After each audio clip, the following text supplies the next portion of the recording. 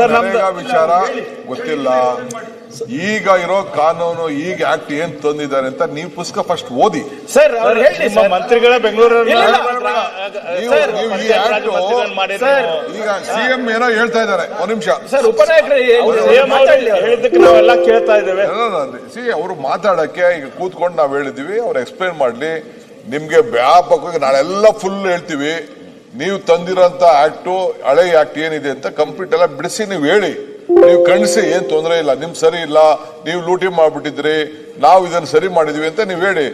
ಏನು ಇನ್ನ ವಿಚಾರನೆ ನಿಮ್ಗೆ ಅವ್ರದ್ದು ಅನುಭವನ 20 ವರ್ಷದ ಅನುಭವನ ನಿಮ್ ಮುಂದೆ ಜನರ ಮುಂದೆ ಇಡ್ತಾ ಇದ್ದಾರೆ. Why are you so hurrying? You can't become a opposition leader immediately or the party president. It is impossible. ಅವರೇ ಇರ್ತಾರೆ, ಇವ್ರು ವಿಜೇಂದ್ರ ಇರ್ತಾರೆ, ಇಲ್ಲಾಂದ್ರೆ ಸರ್ ನಮ್ಗೇನು ಅವಸರ ಇಲ್ಲ. ನೀವು ಮುಖ್ಯಮಂತ್ರಿ ಯಾವಾಗ ಆಗ್ತೀರಾ ನಾವು ಕಾಯ್ತಾ ಇದ್ದೇವೆ ಅಷ್ಟೇ. Don't worry.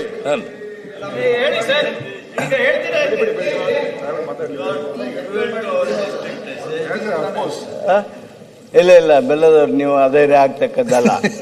ಅವ್ರು ಶಿವಕುಮಾರ್ ಅವ್ರು ಏನೇ ಹೇಳಿ ಅಧೈರ್ಯ ಆಗ್ಬೇಡ್ರಿ ನೀವು. ಸರ್ ನಮ್ದು ಎಲ್ಲಾರ್ದು ಇಡೀ ರಾಜ್ಯದ ಲಕ್ಷ್ಯ ಇವತ್ತು ಅವ್ರಿಬ್ಬರ ಮೇಲೆ ಐತಿ, ಉಳಿದ್ರ ಬಗ್ಗೆ ಯಾರಿಲ್ಲ. ಇಡೀ ರಾಜ್ಯದ ಲಕ್ಷ್ಯ ಮುಖ್ಯಮಂತ್ರಿಗಳ ಉಪಮುಖ್ಯಮಂತ್ರಿಗಳ ಮೇಲೆ ಇದೆ. ಬೆಲ್ಲದವ್ರೆ, ಇವರು ಶಿವಕುಮಾರ್ ಅವ್ರು ಹೇಳಿದ್ರಲ್ಲ, you are from urban area. ಕೂತ್ಕೊಳ್ರಿ ಸ್ವಲ್ಪ. ನೀವು ಯಾಕೆ ನಮ್ಮ ರಾಚಯ್ಯನವ್ರು ಹೇಳ್ತಾ ಇದ್ರು, ನಾನು ಹೇಳಕ್ ಹೋಗಲ್ಲ ಅದನ್ನ, ಬೇಡ ಅಲ್ಲ. ನಮಗ್ ಕೆಲವರಿಗೆ ಗೊತ್ತಿಲ್ಲ ಹೇಳಿ ಸರ್. ಎಲ್ಲರೂ ಹೇಳ್ತಾ ಇದ್ದಾರೆ ಹೇಳ್ಬೇಡಿ ಅಂತ. ಸರ್ ಹೇಳಿ ಸ್ವಲ್ಪ ಮಂದಿ ಗೊತ್ತಿಲ್ಲ ಹೇಳಿ. ಅದು ನಮಗ್ ಕೆಲವೊಬ್ಬರಿಗೆ ಗೊತ್ತಿಲ್ಲ ಹೇಳಿ. ಅದು ಮತ್ತೆ ಕೇಳಿ ರೂಮಲ್ಲಿ ಕೊಲ್ತಾರೆ ಅವಾಗ. ನಾವು ನೀವು ಮಾತಾಡೋ